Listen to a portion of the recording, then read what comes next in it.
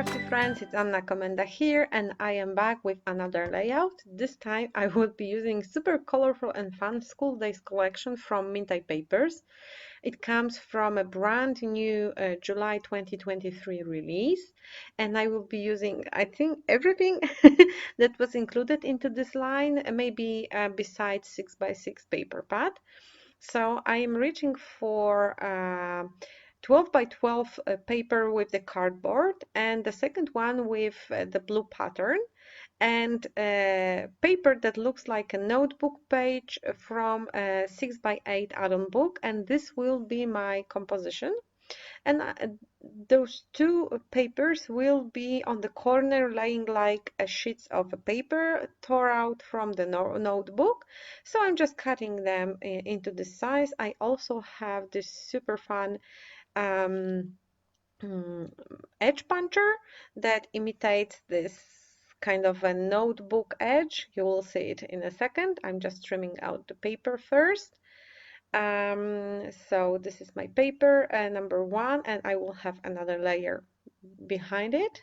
Yeah, so it will look like this, and pictures will be added on top of it. So this is the puncher. This is the older puncher from EK Success, and it's one of my favorite edge punchers.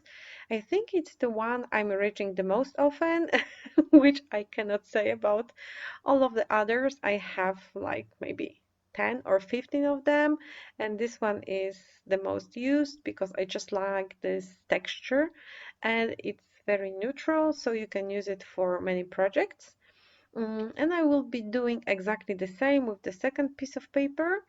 Of course, you can use different colors, different patterns, depending on the pictures you have, but I just love how they look on top of the blackboard paper. And isn't it the perfect background? Like it makes everything pops, and especially for a school team, it's just a wonderful, wonderful background. So I'm just trimming those papers, and I will be ready to glue them down on top of my base paper.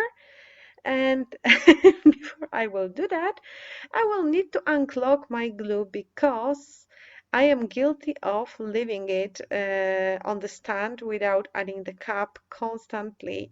So I just use it and forget about it and go away. And when I come back the next day or a few hours later, it's all clogged and I have to unclog it. And I sometimes do it for 5 minutes while I'm recording, so I cut it out this part from the video. Sometimes it's easy to unclog it, and sometimes it's like a real battle.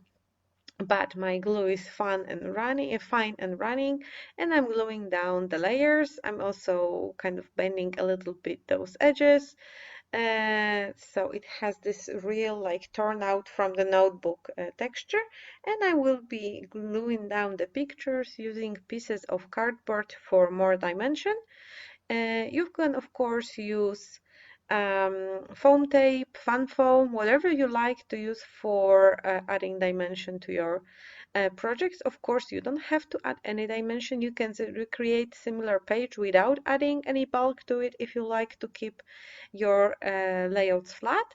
So I'm applying glue on under each of the pictures, and the first, I would say, stage step of the project is done, and now I need to embellish everything. So for the embellishing, I will be using those flower clusters. They are fussy cut from one of the pages from add-on book, and this add-on book is a fantastic product. You can use it for so many projects, and it can be like a standalone product because it has 2 pages with elements for fussy cutting.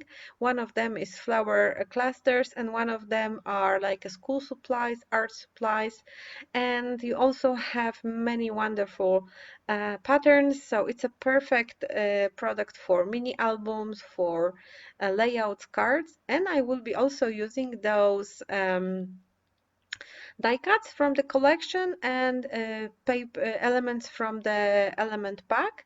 Actually, from the elements, I will be only using this ticket, but I went through all the die cuts off camera, and I picked the ones that may work with my page, and they are tossed on the right side of the layout, and the rest of them is sitting in the plastic bowl because I knew I will not be using them today because they do not match with the color, with the style. Like, I don't know.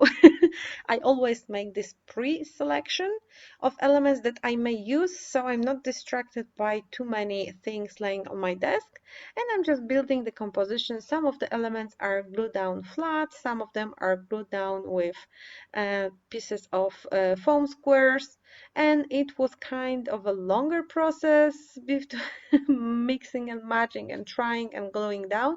So I cut it out the part of it.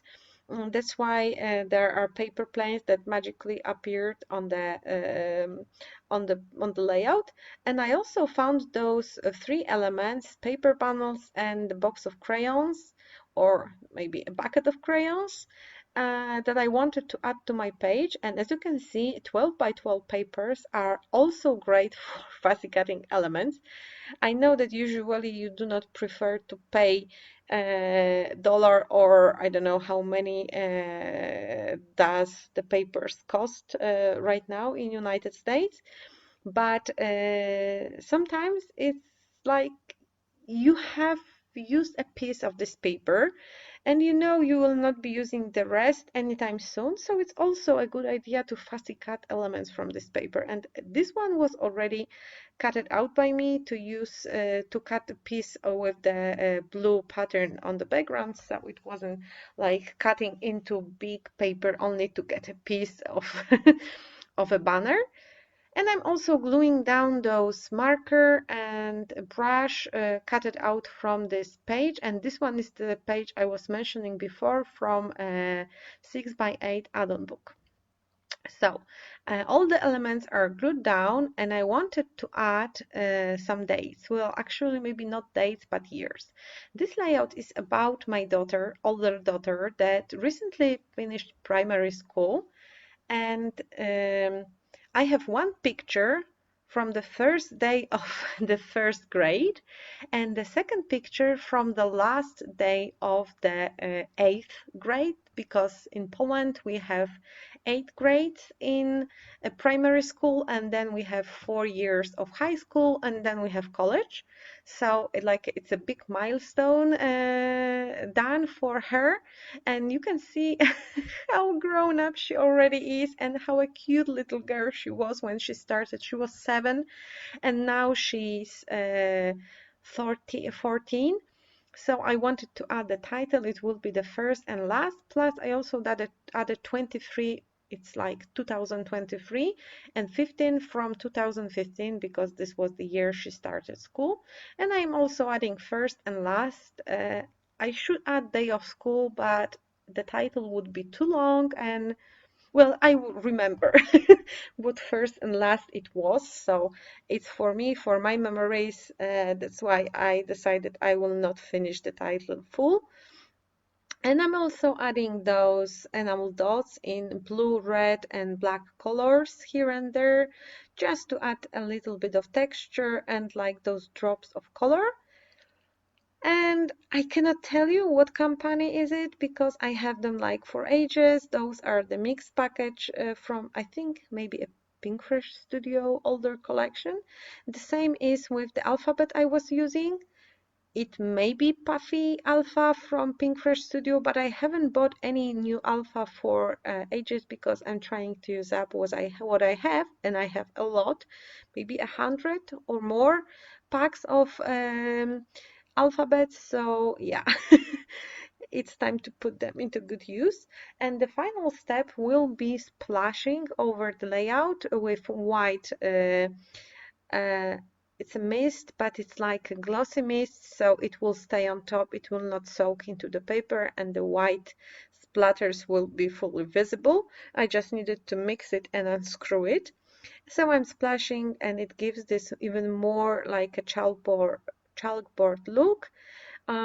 Just remember to cover your pictures first. And yeah, this is how it looks. The page is finished. Here are a few close-ups on my cute little girl.